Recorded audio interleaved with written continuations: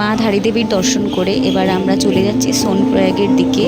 সোনপ্রয়াগ পৌঁছাতে পৌঁছাতে আমাদের অনেকটাই টাইম লেগে যাবে, কারণ ধারী মাতা মন্দিরে অনেকটাই ভিড় ছিল, অনেকটাই লাইন ছিল, আপনারা তো আগের ব্লগে দেখতেই পেলেন। তো তার জন্য আমাদের ওখানেই অনেকটা টাইম লেগে গেছে। আমরা যখন ওখানে দর্শন সেরে বের হই তখন প্রায় সন্ধে হয়ে গেছে, আর সোনপ্রয়াগ পৌঁছাতে পৌঁছাতে প্রায় রাত হয়ে যাবে।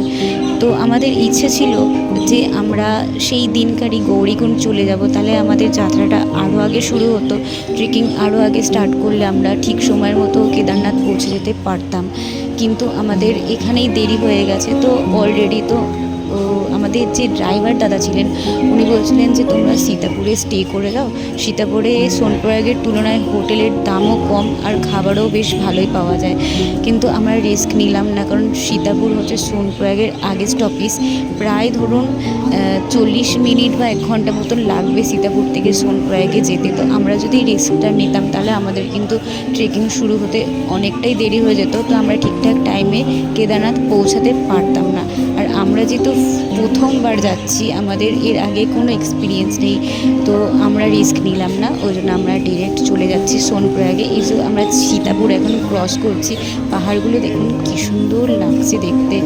মানে রাতের অন্ধকারে যখন একটু সন্ধে সন্ধে হয়ে এসছে, পাহাড়গুলো কিন্তু খুব সুন্দর লাগছে দেখতে। আর যে পাহাড়ের গায়ে যে লাইটগুলো জ্বলছে দূরে, মনে হচ্ছে যেন জোনাকি পোকা। পাহাড় কেটে কেটে রাস্তা তৈরি হয়ে এক একটা শহর বসানো, এরকম দৃশ্য কিন্তু এর আগে কখনো আমি দেখিনি আমার জীবনে, এই প্রথমবার দেখছি। আমার তো ক্লান্তি অনেকই ছিল, সবারই ক্লান্তি ছিল, কিন্তু এত সুন্দর দৃশ্য চোখের সামনে কি করে ঘুমাই বলুন। তাই আপনাদের জন্য ফোনে ক্যাপচার করে নিলাম, আপনাদের জন্য আর আমার জন্য স্মৃতি হয়ে থেকে যাবে আমার জীবনের, মানে অনেক অনেক দিন ধরে যখনই ইচ্ছে হবে তখনই ফোন খুলে দেখতে পারবো স্মৃতিগুলো। তো যাই হোক, আমরা যখন পৌঁছাচ্ছি সোনপ্রয়াগে তখন প্রায় অনেকটাই রাত হয়ে গেছে। তো এবার আমরা সীতাপুর ক্রস করে পৌঁছাবো, প্রায় চলেই এসছি কাছে। তো দেখুন এখানে পাহাড় আর পাহাড়, পাহাড় আর পাহাড়, মানে যেদিক তাকাচ্ছি সেদিকেই পাহাড়। এই পাহাড়গুলো বোধহয় হিমালয়ের মানে একটা অংশ, যে যতদূর আমাকে বললেন ড্রাইভার দাদা। তো যাই হোক, আমরা পৌঁছে গেছি সোনপ্রয়াগ মার্কেটে। এই মার্কেটে এখানে অনেক বড় বড় হোটেল আছে, বড় ছোট যেরকম যার সাধ্য মতন সেরকম হোটেল নিতে পারেন নাইট স্টে করার জন্য। रात को 8 बज गए हैं और हम अभी रूम के लिए जा रहे हैं। रूम मिलते ही यहाँ पे बहुत ठंड है, बहुत ही ज़्यादा ठंड है, सुनाई भी दे रहे हैं करके आ रहे हैं।